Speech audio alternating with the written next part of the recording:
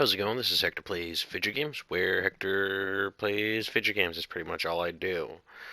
So for my first video, I want to go ahead and start my first entry in a series about accessibility in video games, both in terms of the options that developers provide you, as well as the game design decisions that developers make. Hope you enjoy. Alright, so I'm looking at accessibility settings for The Division 2. Division 2 is one of the few games that I've noticed that likes to openly call out its accessibility settings and not nest them under other settings such as gameplay controls and graphics, which I think really speaks to the way in which they made the decisions around accessibility front and center in their game design. Very, very important. We have some of these things that I want to say are standard, but honestly, across a lot of games, they're not standard, but they should be. Simple options like larger chat text. When people think about text, you think that if you have 20/20 vision, you're fine there. But for people of varying levels of visual disability, for example, a larger text can help alleviate problems when it comes to fuzzy words and things, when it comes to details and issues with contrast. High contrast UI, another thing that often doesn't get talked about when it comes to visual disabilities in video games, because we so often focus on stuff like colorblind settings, is contrast. How contrast affects us. On one hand, when you look at a game like Grand Theft Auto and like their minimalist user interfaces, but things in the corner, granted, anything in the corner for me personally with my visual disability is going to be hard for me to see. But when something just blends in with the background completely, it makes it that much harder. So high contrast UI allows us to go ahead and look and see things quickly that would normally take us longer. Speech to text chat. Send speech as text to group. That's a really awesome setting. Speech recognition mode. This I haven't tried out yet, but I'm going to and I'll get back on it. Colorblind mode. It's one of the more common features when it comes to accessibility options in video games, and still one of the most valuable ones. For me, I prefer to play on Protonopia. I have issues when it comes to reds, for example, and that really does help with that. It helps increase that contract and really helps make it stand out. And it's that it just kind of eliminates that extra couple second delay for me in any action, which, when you think about it over a long period of gameplay, really compounds itself to be able to identify those things easily. This manifests itself in a variety of different ways.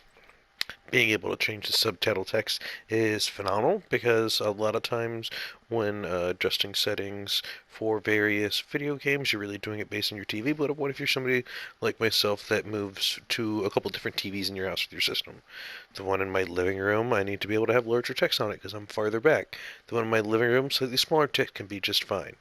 Subtitle contrast is a phenomenal option. Like I said, once again, those contrast options are really, really, really important for people with visual disabilities. Contrast is just great at being able to identify objects more quickly than you would otherwise. Field of vision is literally the single most valuable accessibility setting I've found across any video game ever. It's not something that we get often. Ones that immediately come to mind is a game like No Man's Sky also offers you the option to increase your field of vision. But when we think of disability, like I said, we've often think about issues like color blindness, or we think about it as a very binary thing. Vision is completely there or isn't there. And for myself personally, I have about 10 degrees of vision in my left eye, about 5 degrees of vision in my right eye, and that ends up making a very small cone in which I have 20/20 vision, and then the areas around it go from a variety of different places, whether it's complete blindness, whether it's only shadows, whether it's complete color blindness, it varies. So the field of vision on a screen for most video games ends up being a little bit too narrow for me, and I always feel boxed in. Like if you take your hands and put them up to your eyes, and it's like you're looking down two toilet paper rolls. Well, what if you could go ahead and widen widen that just a little bit. And so by increasing the field of vision on the screen, I increase the amount of actual real estate I can see, so the parts of my eyes that are working can see even more than they could before. This is a game changer and something that every single video game should have. This is what the game looks like set up to 25. We'll go ahead and leave it right here so we have an example on a couple of different things to go ahead and measure off of. I'm going to jump back in and let's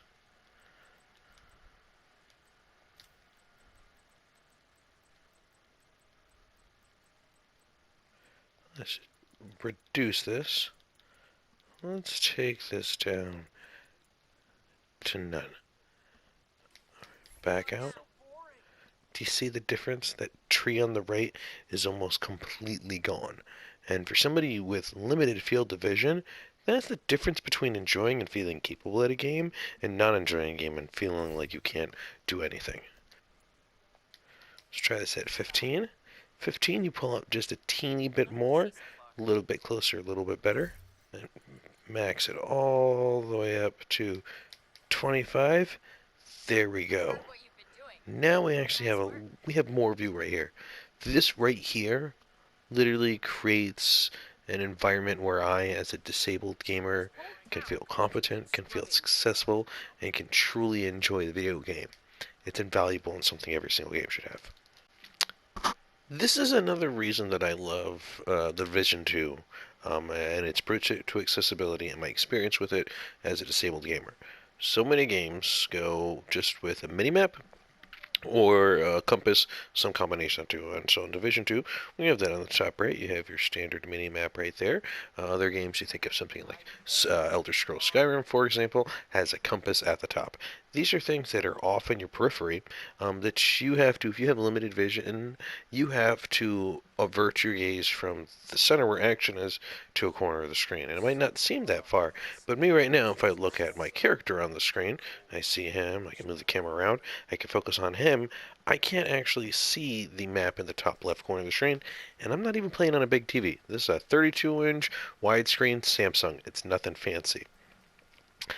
With some games, though, like Division 2, Sleeping Dogs comes to mind, and Grand Theft Auto during its races, is provides you your wayfinding directly within the path of your vision, directly in your field of vision right here.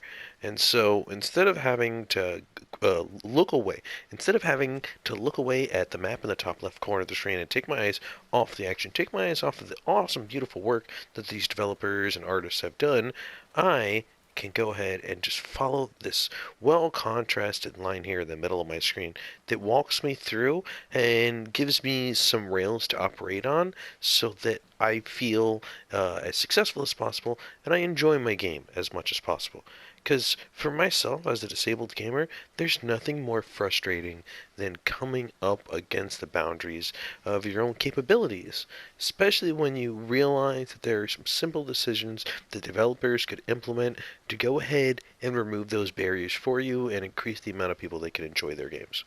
Now, this is an element of game design as it relates to accessibility that we don't often think of, but is actually very valuable.